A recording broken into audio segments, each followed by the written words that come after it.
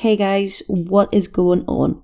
It's Anne-Marie McAtumney from Supreme Guru Tech, and in this video I'm going to show you how to delete a tweet.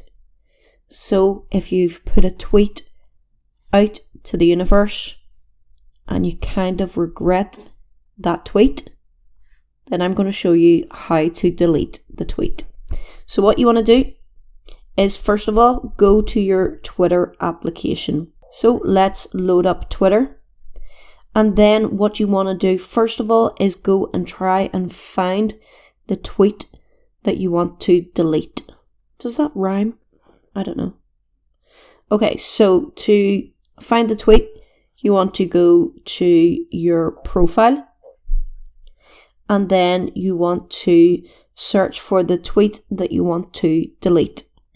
So, say for example, I wanted to delete this top tweet that I've got.